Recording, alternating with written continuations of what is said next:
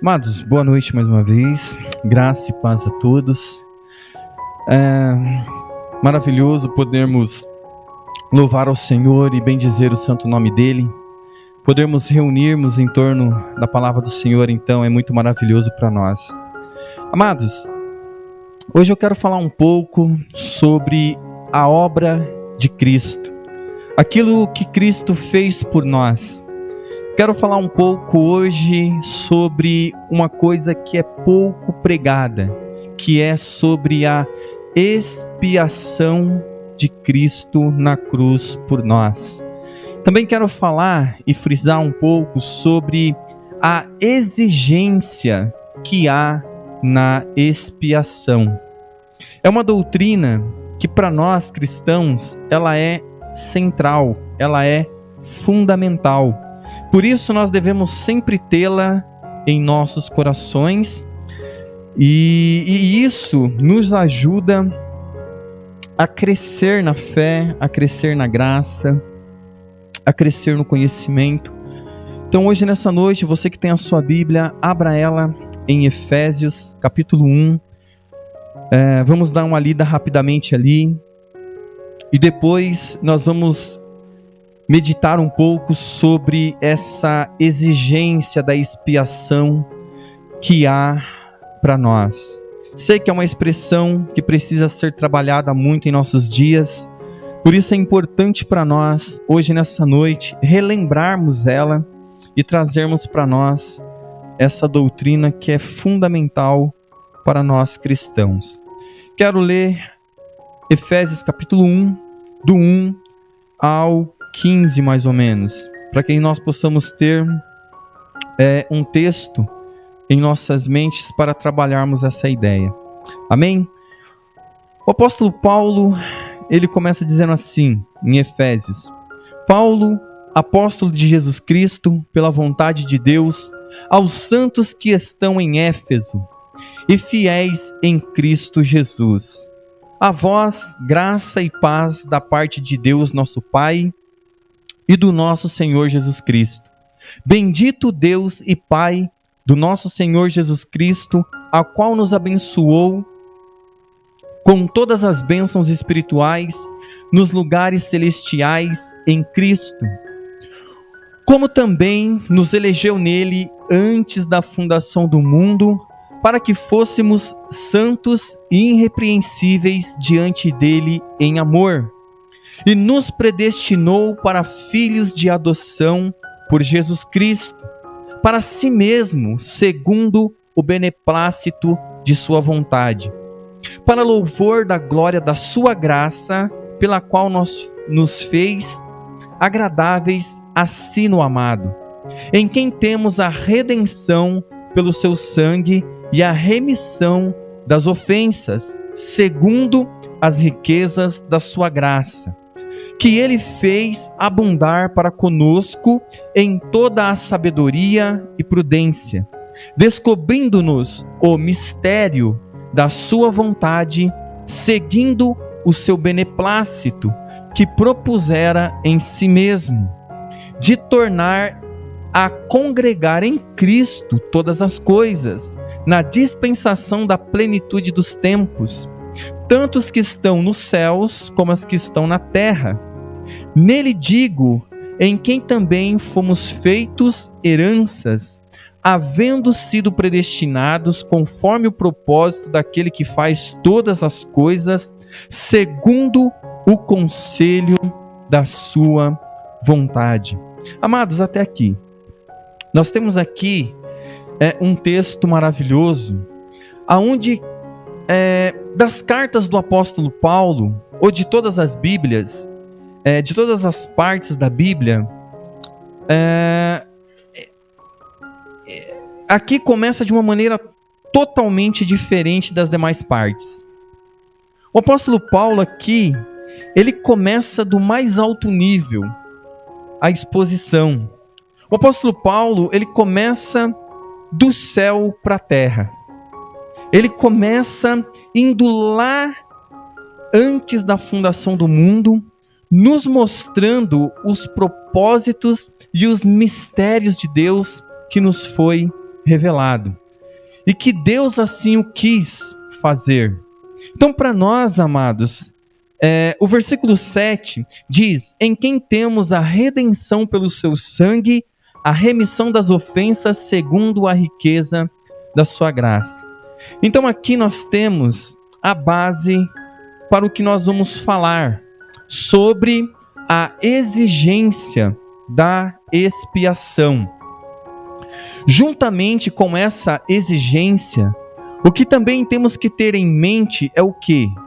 A satisfação de Cristo em realizar a sua obra por nós.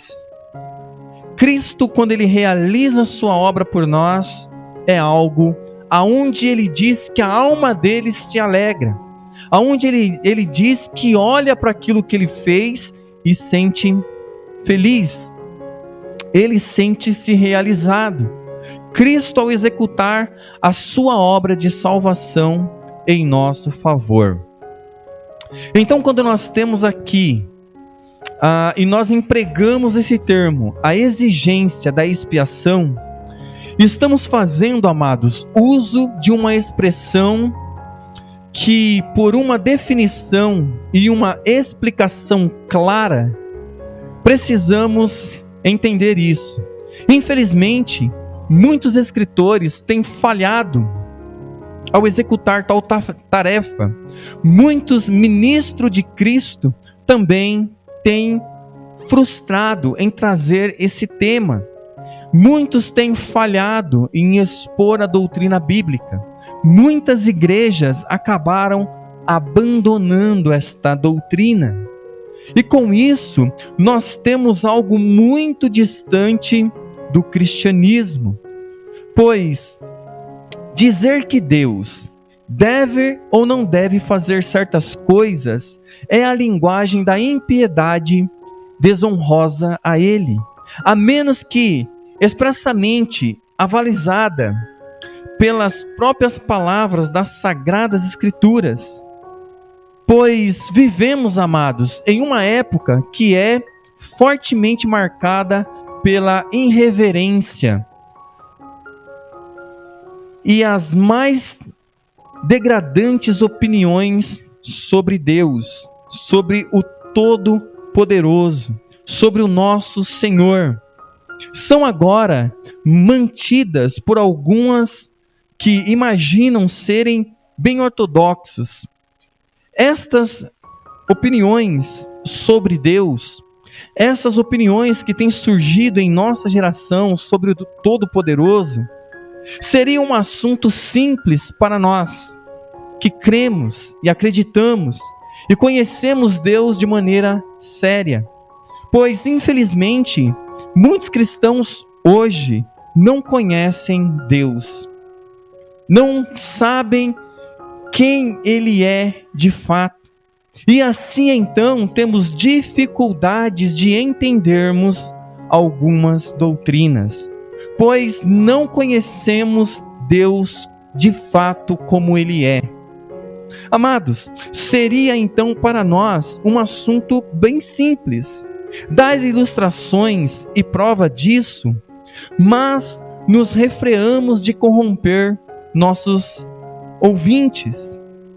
O apóstolo Paulo, em 1 Coríntios 15, 33, ele diz: não vos enganeis, as más conversações corrompem os bons costumes. Suficiente é agora apontar uma vez mais, amados, que nunca houve época em que o povo de Deus mais ardentemente precisasse de atentar a essas palavras. As palavras que Paulo diz em 1 Tessalonicenses 5:21. Ele diz: examinai tudo. Nós precisamos fazer esse autoexame. Nós precisamos conhecer a palavra de Deus. Pois até isso, amados, procede do Senhor dos Exércitos. Porque é maravilhoso este conselho e grande obra, como está lá em Isaías 28, 29. A sabedoria infinita de Deus nunca age sem propósito, Por isso que é importante, muitas das vezes, nós termos um claro conhecimento de Deus. Pois a soberania de Deus infinita, ela surge em toda a palavra dele. Deus, que é perfeito em conhecimento, nada faz sem um bom motivo. Ele não faz as coisas só por fazer. E as coisas não acontecem não que ele não queira. Então tudo que acontece é vontade de Deus.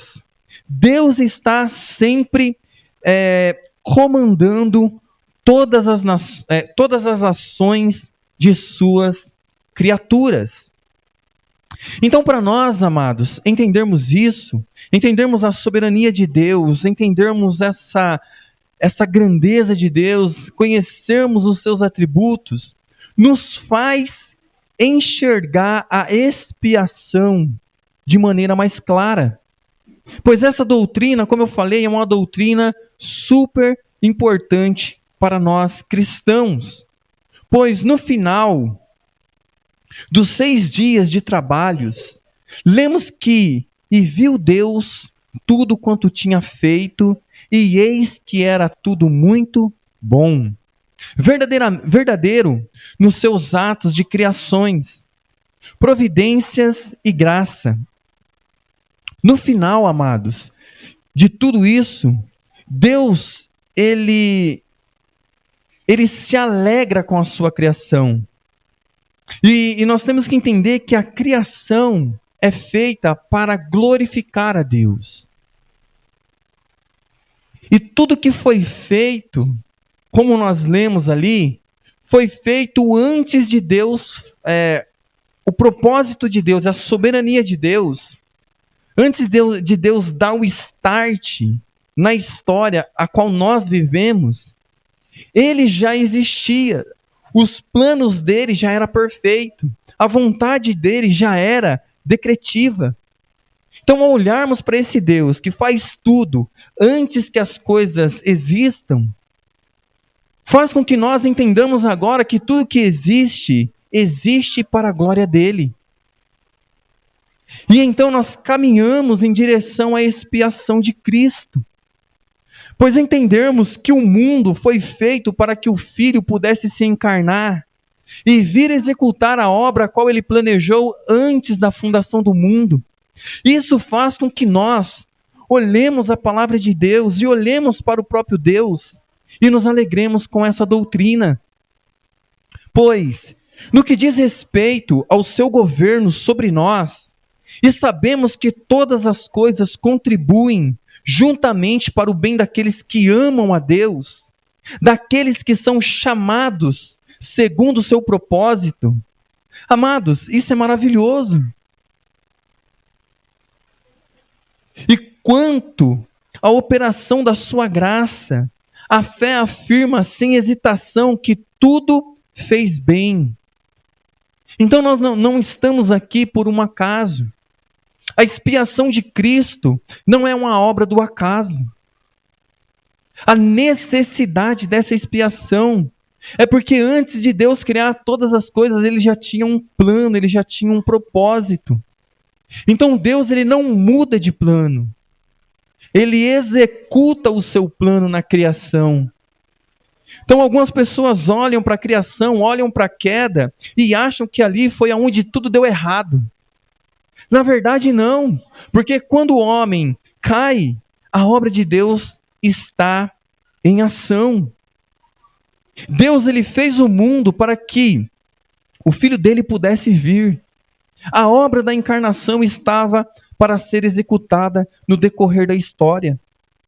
E a obra da expiação, que é tão importante para nós como cristãos, já estava nos planos de Deus.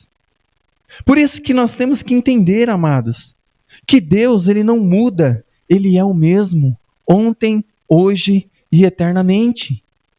E entendermos que fazemos plano deste plano de Deus, e entendermos que antes que nós existíamos, nós já existíamos nos planos de Deus.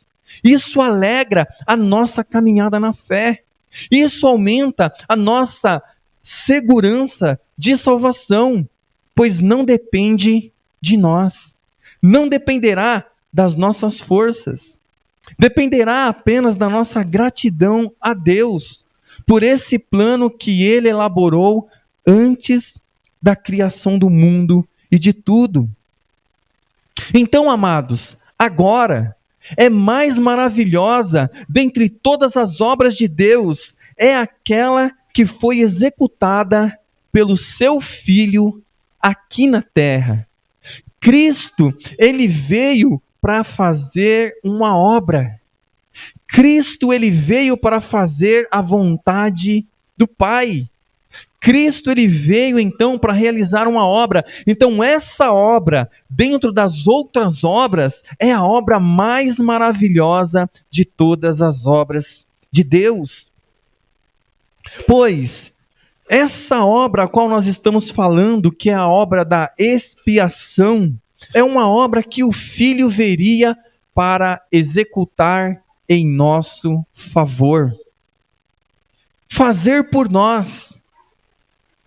Quando tentamos, amados, contemplar o que aquela obra envolveu, nós nos perdemos em assombro. Pois é uma obra grandiosíssima, pois é uma obra profunda, pois é uma obra que envolve muito mais do que tudo aquilo que pensamos e imaginamos. Pois, quando nós seriamente nos engajamos em estimar as profundezas da vergonha e da humilhação inexprimíveis, nas quais adentrou o amado do Pai, que é Jesus Cristo, o nosso amado, somos chocados e abalados e aterrorizados, amados, que o Filho do Eterno de Deus devesse pôr de lado os mandos de sua glória ineváveis e tomar sobre si a forma de um servo, que o governador do céu e da terra devesse ser nascido sobre a lei, como diz lá em Gálatas 4:4, que o Criador do universo, aquele que criou tudo que existe, agora ele deveria vir a este mundo a qual ele criou. Você vê que ele se esvazia de si, ele deixa a sua glória, ele se esvazia, ele vem como uma criança frágil, ele vem como uma criança que precisaria que outras pessoas cuidassem dele. Ele teve que passar por todos os processos.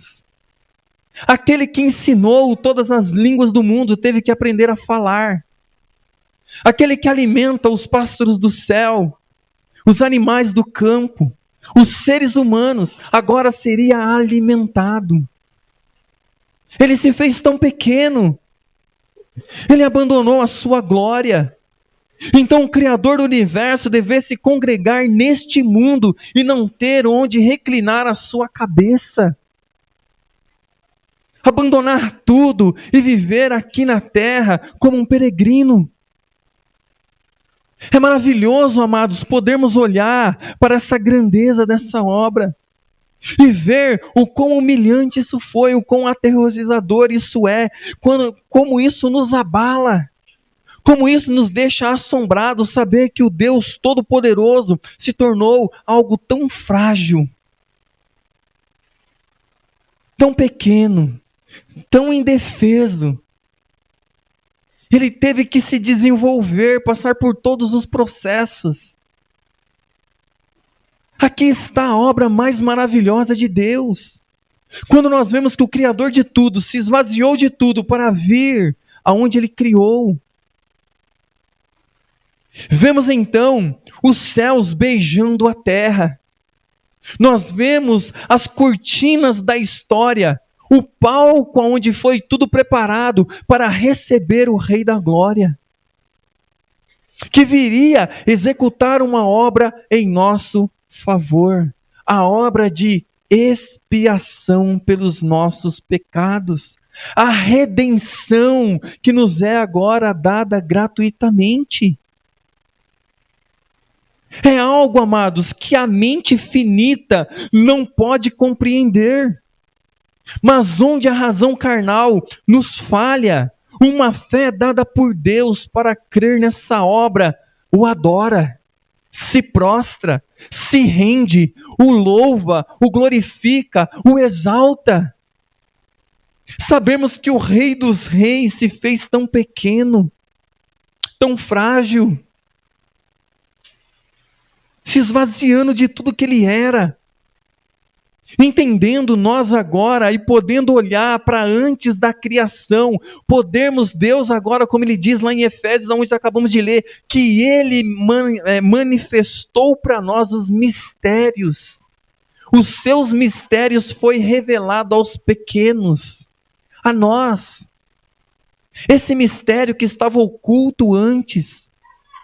Esse mistério que foi feito antes da criação de tudo.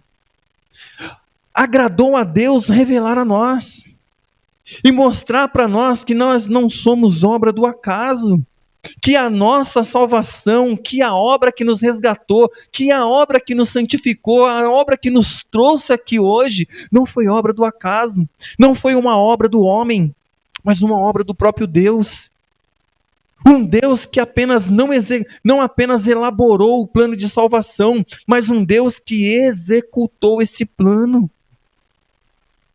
Esse Deus que falou, sim, se for necessário eu me esvaziar, eu me esvaziarei. Se for necessário eu morrer para que muitos filhos de Deus nasçam, então eu vou morrer. Para que nós pudéssemos estarmos aqui, foi necessário que ele morresse. E para que outros estejam aqui, é necessário que nós morramos. Que nós morramos para nós e vivamos para Cristo. Por isso hoje, nessa noite, eu quero mostrar para você a grandeza dessa obra e as grandes exigências que estão nelas. Sim, pois, à medida em que traçamos o caminho trilhado por aquele que era rico e todavia pobre se fez por nossa causa, nada mais podemos sentir, a não ser que adentramos no domínio do mistério. Mas ainda quando aprendemos que cada passo do seu caminho aqui na terra havia já sido ordenado nos conselhos eternos da divindade. Isso é maravilhoso. Todavia, amados, encontramos aquela trilha, conferindo aquele em quem o Pai se comprazia, aflição imensurável, aflição, angústia inexprimível, ignominia sem fim, o mais amargo ódio, cruel perseguição, tanto de homens quanto de Satanás.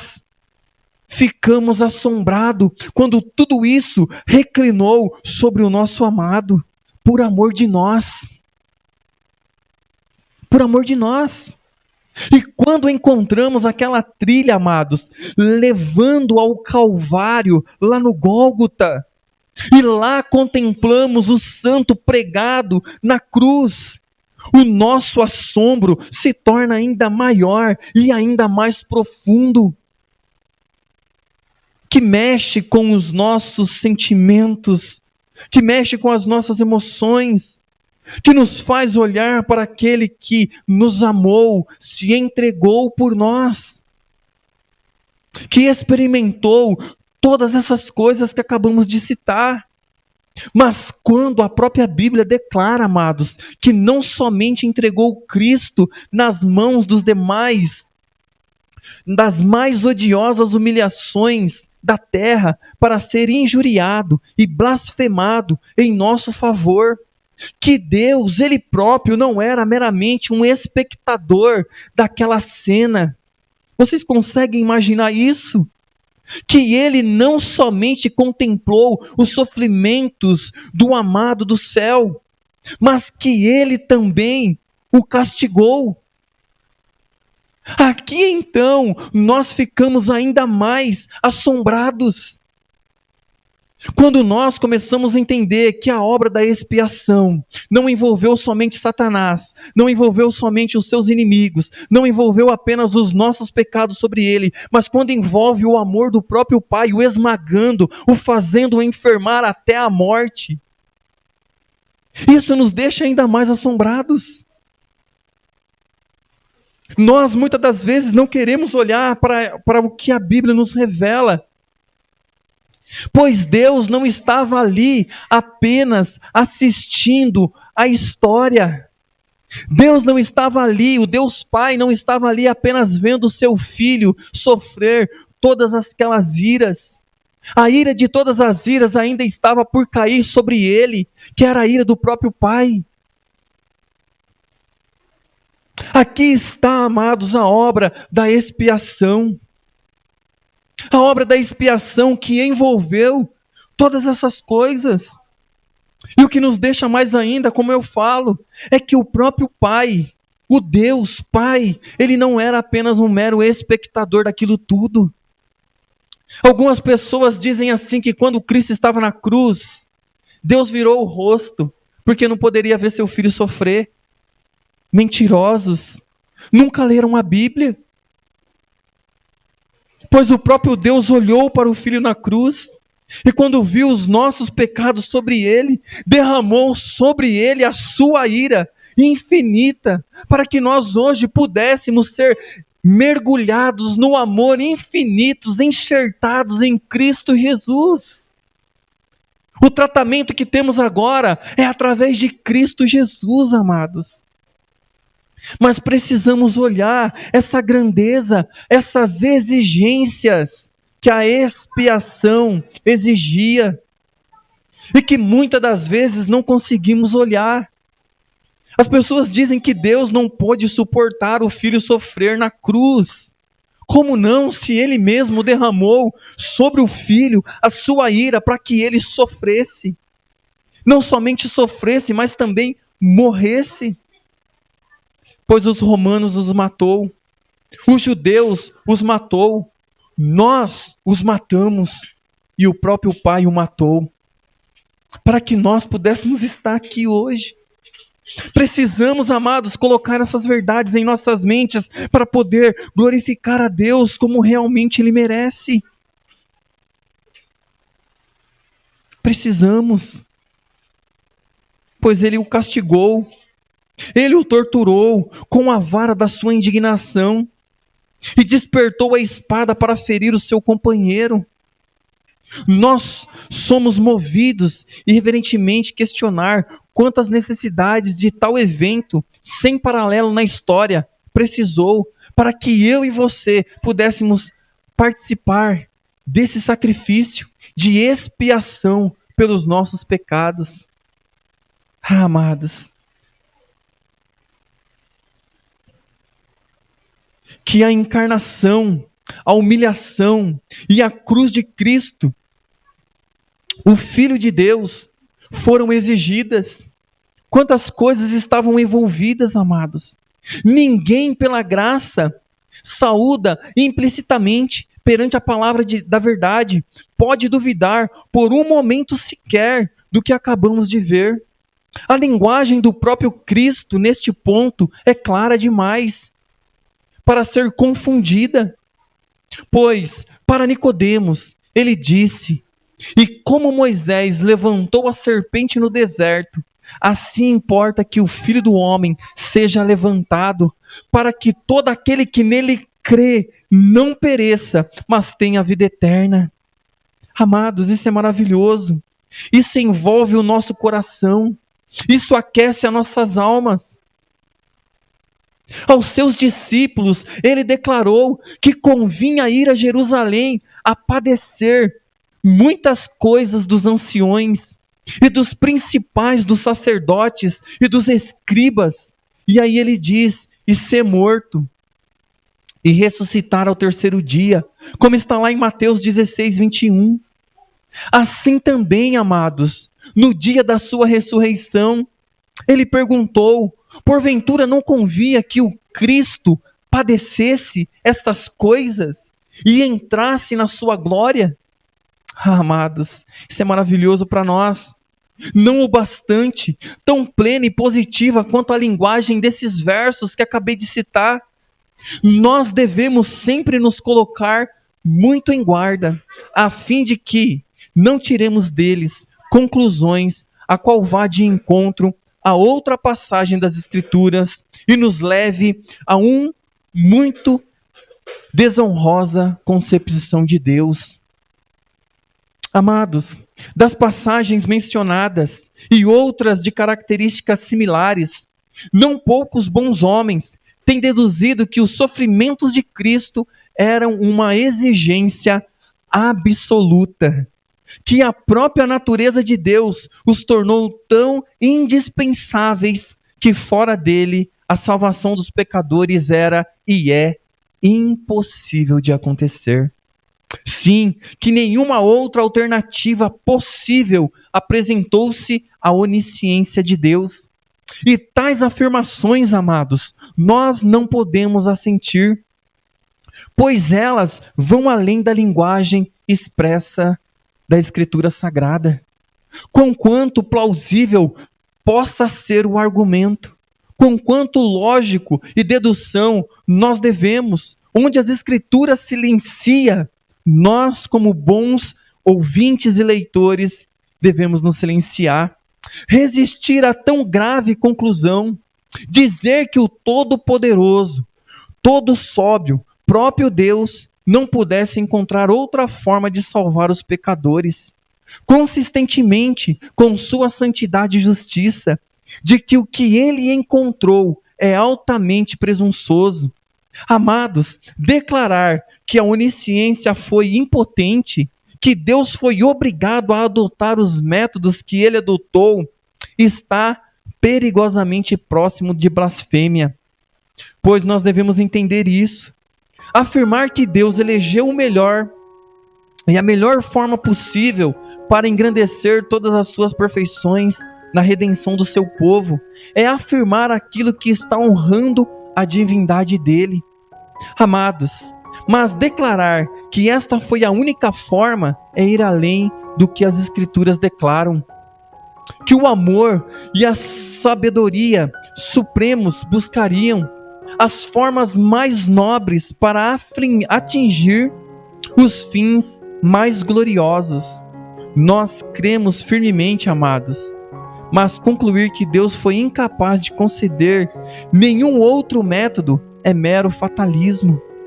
Quando nós começamos a entender a grandeza da exigência, da expiação que foi feita por nós, podemos acrescentar meio ateísmo, de acordo com o que teorizam alguns teólogos.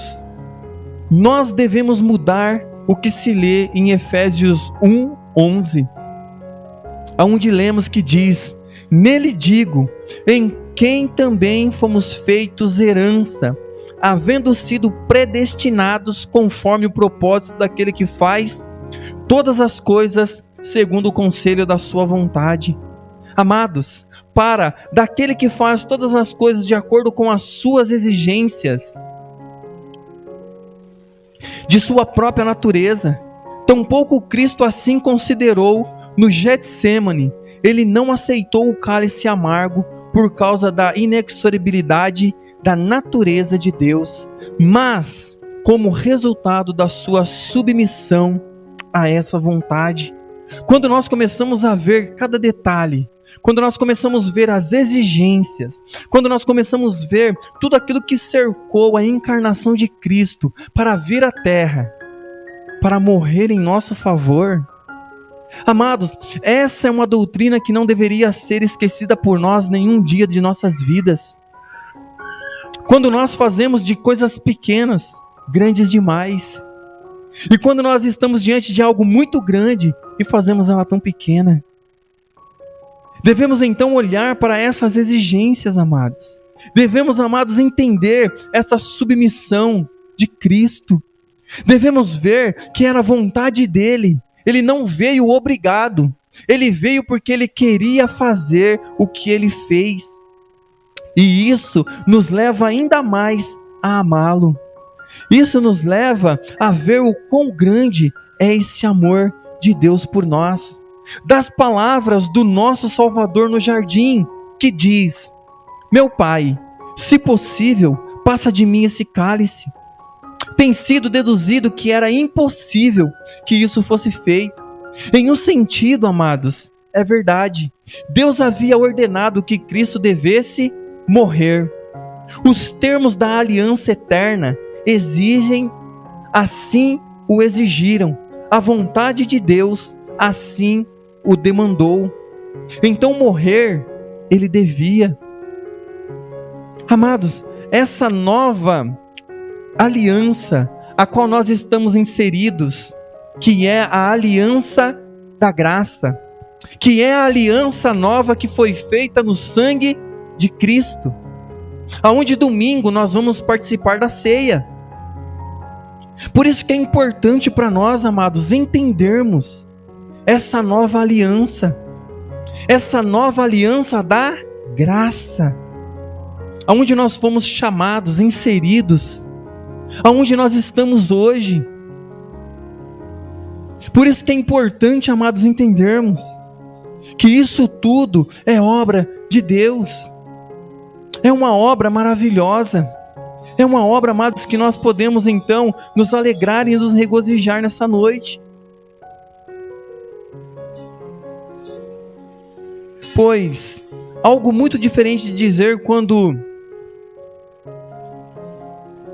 Mas é algo muito diferente de dizer que quando a divindade ordenou, amados, seus conselhos, nenhuma outra alternativa pudesse ser planejada.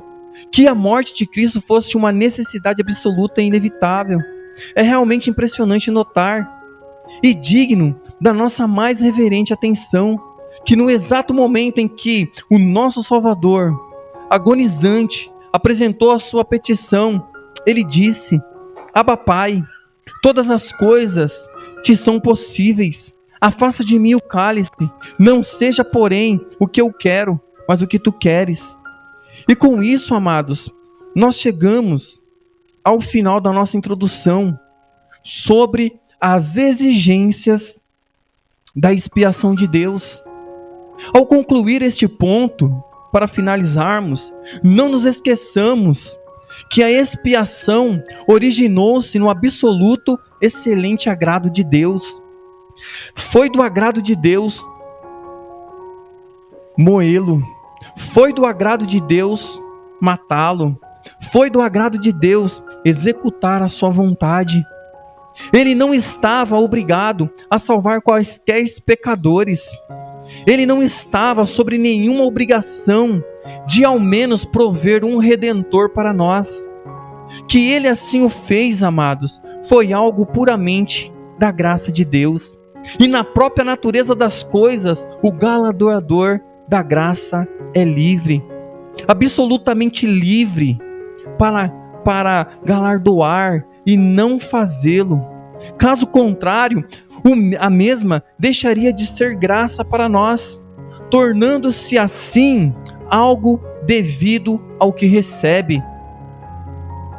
Quanto ao método através do qual Deus escolhe manifestar a sua graça, só podemos dizer que o mediador apontado respondeu a cada perfeição de Deus e magnificou de forma superlativa todos os seus atributos, e que este Salvador, amados, é ambos o dom do seu amor e a nomeação da sua vontade para nós.